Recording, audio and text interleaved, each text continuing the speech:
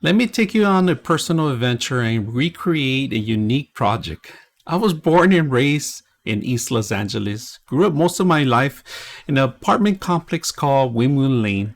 I lived in the shadows of an iconic building that was my North Star. This building was a symbol of home when I was lost. When it was dark, the building sign illuminated my path. I know many of us have fond memories of our childhood. Well, this is my sweet spot of memories I was lucky enough to have as a kid. This iconic building takes me back in time every time I see its peaks, even if it's from a distance. I get transferred back in time when we live without these electronics that turns us into zombies and makes us unsociable and distant from each other. We used to play outdoors from dusk to dawn. We knew our neighbors and didn't have to worry about today's dangers. So join me and recreate the East Los Angeles Sears building to a physical 3D print to remember a time of innocence.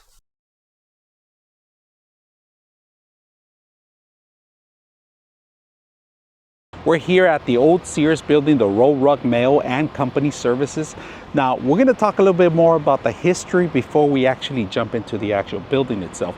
Now, the building was built in 1927 as a mail-in services. Now, if you guys want to know something, every time you used to get the Sears catalogs, it was distribute mail services was done through some of these buildings like this. This was the first, maybe the first Amazon, known as Amazon now, mail services that they had, but unfortunately they went bankrupt in 1992 is when they finally closed their doors down.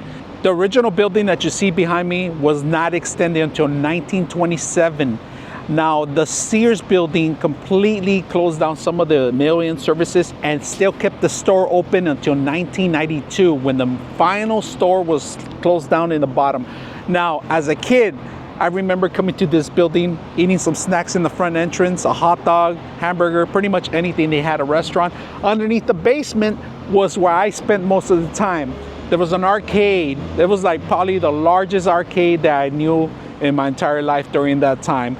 On the entrance, on the side entrance was where they used to sell the open box items. And that was one of my also favorite things to go. This is where I started my Star Wars collection, my video game collection. Originally the sign was red, but the neon green signs, all right, you can see it from far away. They did this change it from red to green. I don't remember the time of the day, but they also have two types of different logos. If you guys can see, they have a regular font size, Roman font size. In the bottom, they do have a signature sign in here.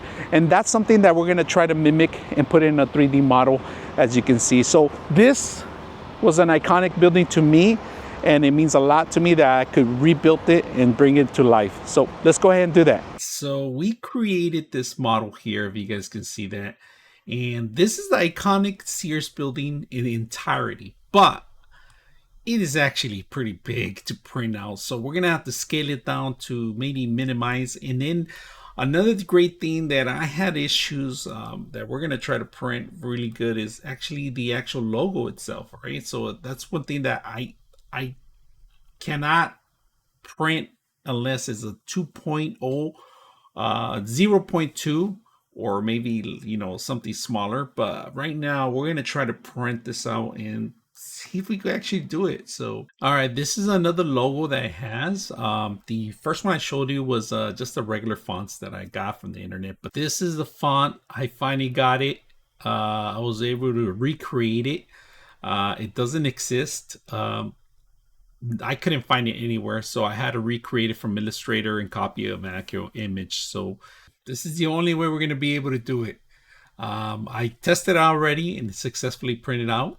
I was able to put small little layer and then the 4 layers and then the fonts around it. So this is the only way I can get the actual image to be embedded into the actual building. So I'm going to print this separately and then I'm going to glue them separating. So let's go ahead and do that and finish it out. After the building was closed in 1992, there was talks about other investors coming in, including Oscar de la Hoya. Him and his investors tried to do something, but it was never happened.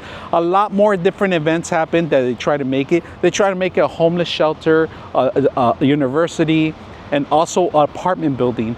Now, still it's abandoned, but it's still occupied by a third party downstairs that's just renting the place for trucks rentals. But at the moment, no talks about bringing this thing back to life, but I did. Here is the actual iconic Sears building in 3D format. As you can see, I was able to match this and bring this to life.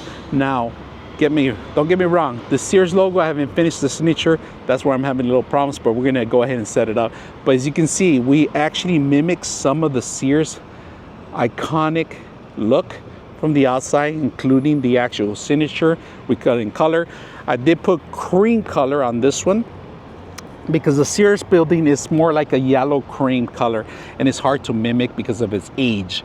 Original, the color was more concrete color, but it was painted. I'm not quite sure when it was painted, and it kept this color. Now this color is iconic color that you can see from, if you live in Boyle Heights in an area, this used to be the tallest building back before the city hall was even built. So that's another great thing I remember as. And maps, this was probably the only thing that you can see from far away besides downtown after it was started recreating the actual structures. But very iconic little building, bringing it to life so you guys can see. So I hope you guys hit the subscribe, and you want more details, check out my other channel. And let me give you a little glimpse of what's the next project we're gonna do. So I hope you guys enjoyed this video.